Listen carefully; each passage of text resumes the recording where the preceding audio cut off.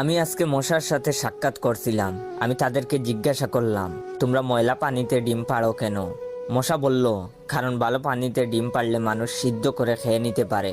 আমি তাদেরকে জিজ্ঞাসা করলাম, মশার কোয়েলে তোমরা মরো না কেন? মশা বলল, আমরা যদি মরে যাই তাহলে কোয়েলের ফ্যাক্টরি বন্ধ হয়ে যাবে। আমি আবারও তাদেরকে প্রশ্ন করলাম, তোমরা মানুষের কানের কাছে এসে জ্ঞান জ্ঞান করো কেন? মশা বলল, কারণ মানুষের পায়ের কাছে কিংবা অন্য কোথায় জ্ঞান জ্ঞান করলে মানুষ শুনতে পায় না, তাই। আমি তাদেরকে জিজ্ঞাসা করলাম, আমি শুনেছি পুরুষ মশারা নাকি রক্ত খায় না, তাহলে ওরা কি খায়?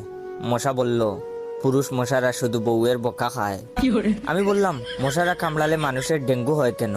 মশা বলল, মশারা কি শুধু মানুষের রক্ত নিয়েই যাবে? ওদের কিছু দিবে না। মশারা এত স্বার্থপর নয়, তাই মানুষকে ডেঙ্গু উপহার দিয়ে যায়। মশার সাথে সাক্ষাৎ করার পর আমি মশার উপর রিসার্চ করলাম।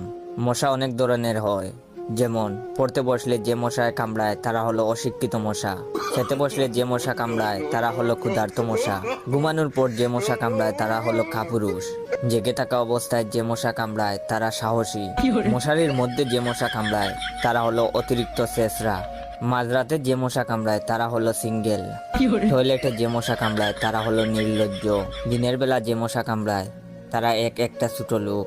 আমার এই ভিডিওটা দেখার সময় আপনাদের যেই মশাগুলো কামড়াইতেছে ওইগুলো হলো প্রতিবাদী মশা।